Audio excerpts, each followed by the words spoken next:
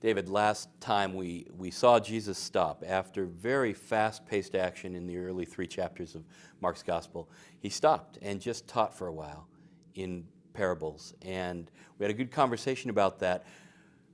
Where does he go from that, and how do the actions that come after relate to the words that come in chapter 4?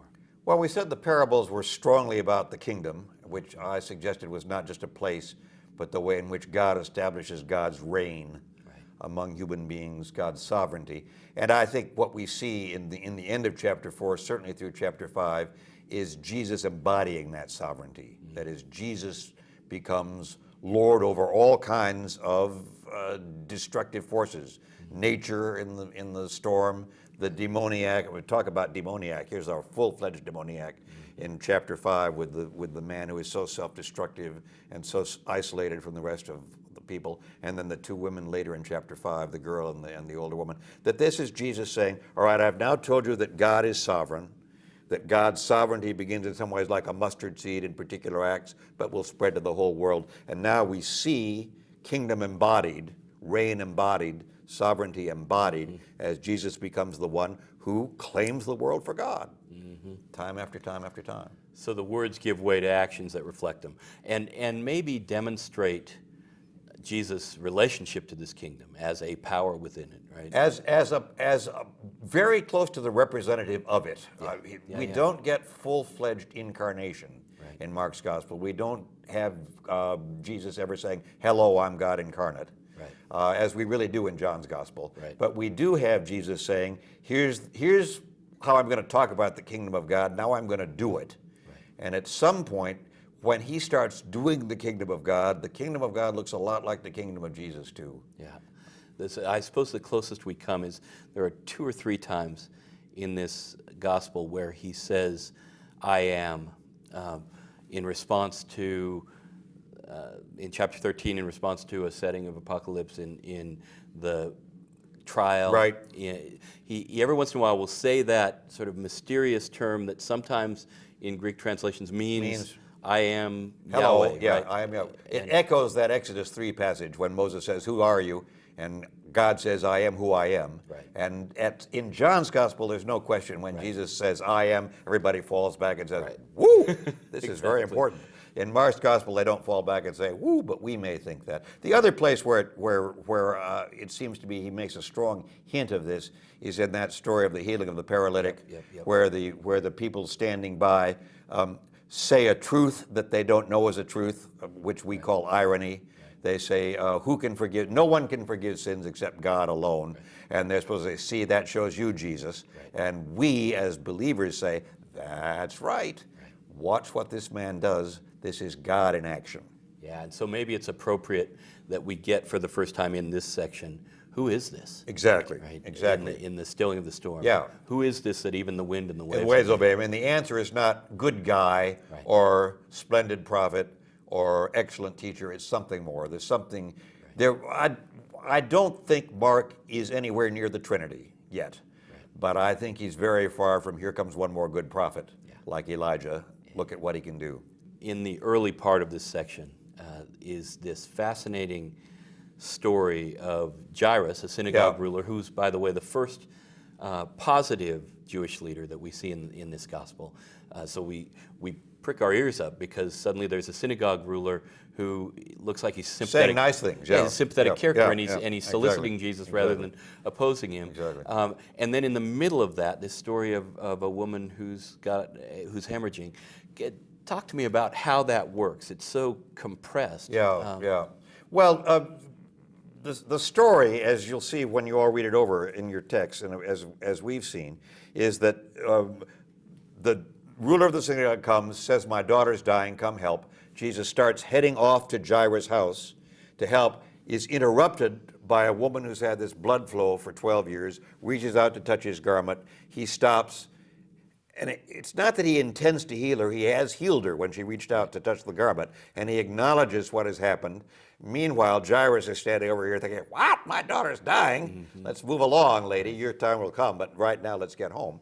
And Jesus says to Jairus, don't be fearful, be faithful. We're heading home, and then goes home and now deliberately performs a second healing In a way, he heals the first one almost accidentally. Yep. He heals the second one deliberately, but in both cases, he's the healer.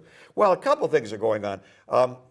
One thing that I know you and I have in common, because we've taught this together, is we both think Mark's a pretty clever storyteller. Not a great stylist, not a great Greek writer, but a great storyteller, and maybe more of a storyteller than a writer anyway. And that one thing you do when you tell stories is you build suspense. So I'm telling the story of Jairus' daughter, and a great way to build suspense is to say, and just as they were heading off to Jairus' house, they're interrupted. My gosh, is he going to get there in time? You know, perils of Pauline. She's on the track, tied up. The train is coming. And darn it, if our hero doesn't stop to chat with the neighbors before he gets there to rescue her from the disaster. So it's a great story because then I'm a little bit anxious about Jairus' daughter. Now I'm really anxious about Jairus' daughter. And now when he gets there, she's not feeling very well. She's dead. So now we're going to see him do a real miracle. He's got to get her up from the dead, not just up from her sickbed. Great story. All right, so that's part of it. The other part of it is Mark has a technique that I tell my students is the sandwich technique. Which is that he's always sticking one thing in the middle of something else, and you understand the two together. So a ham sandwich is a lot more fun for having both the ham and the rye bread. That especially rye bread by itself, but put a piece of ham in it. Interesting mix, okay? So woman with the blood flow is an interesting content to this sandwich about Jairus' daughter. And I think that's because there are themes there that Mark wants us to think about. What is faith? What is healing? What is salvation? What is wholeness? What does kingdom look like when it's enacted? What's the difference between a Jewish ruler who's a prestigious male and a woman who's got a hemorrhage who is probably a despised female because she can't even come into the temple because of her menstrual problems?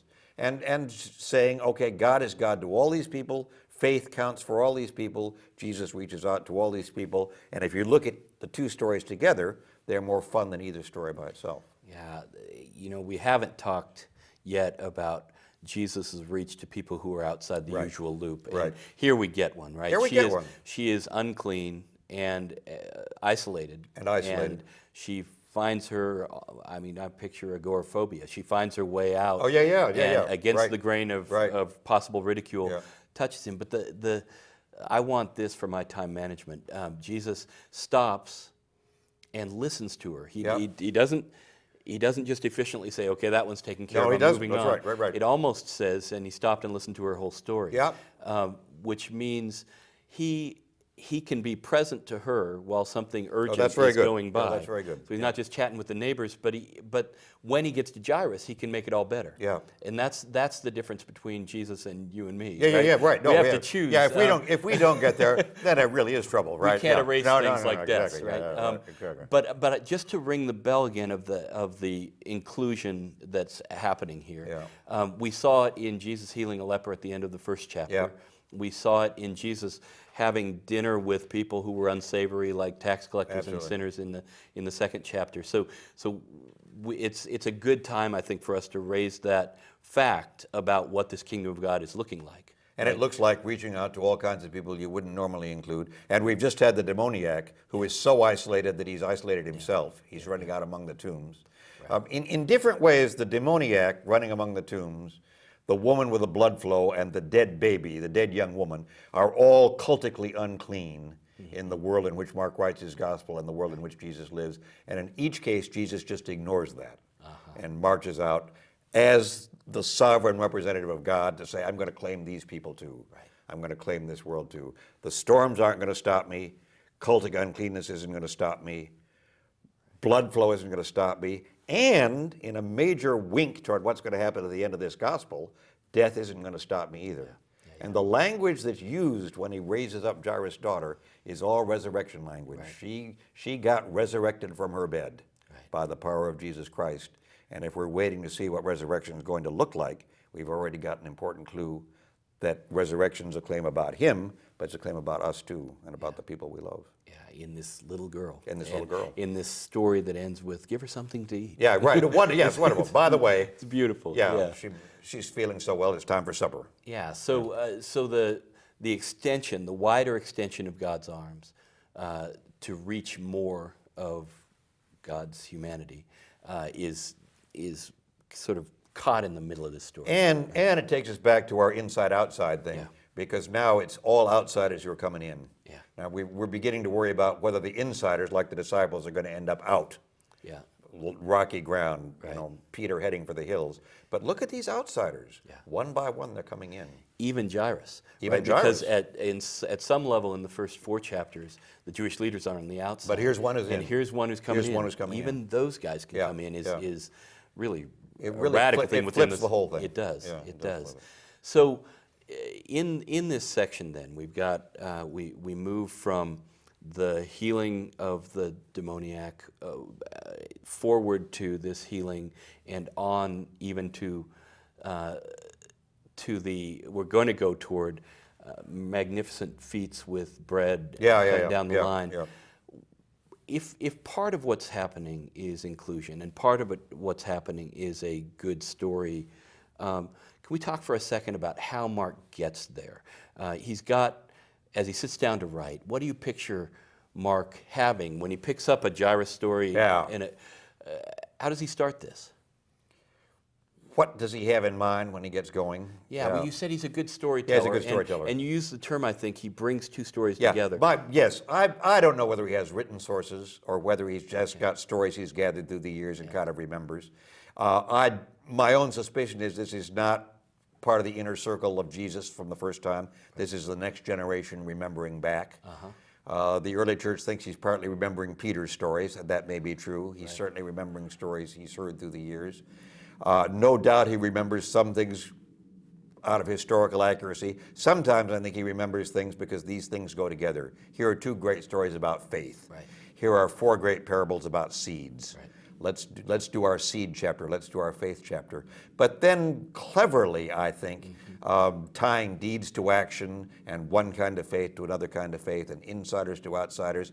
I think he's very thoughtful about the way in which he is building us toward the final inclusion and the final exclusion in chapters 15 and 16, and we're getting there piece by piece. Right, and I ask partly because there are a whole lot of stations along the way with Mark, a whole lot of different ways that people have imagined what he's up to, from he's simply stenographing what Jesus did, all the way over to he's just a collector of Jesus stuff and he plops it on a page. And what I think you and I agree that we see just constantly as Mark is a cleverness about bringing these different traditions together, whether oral or written, and putting them in an order that makes sense as a characterization of this guy. Exactly. Right? And Exactly. I'm a golfer, and you can either tear down the whole earth and start from scratch when you build a golf course, or you can go and look at that hill and say, how am I going to fit a golf course in here?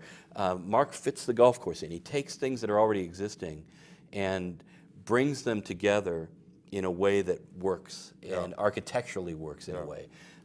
That's one of the things I appreciate most about him. It's not simply creating from whole cloth. He has a lot. He has a lot to start with, right? He has a lot to do. And some of it could be clumsy, but he somehow brings it together in a way that characterizes. Yeah, that's right.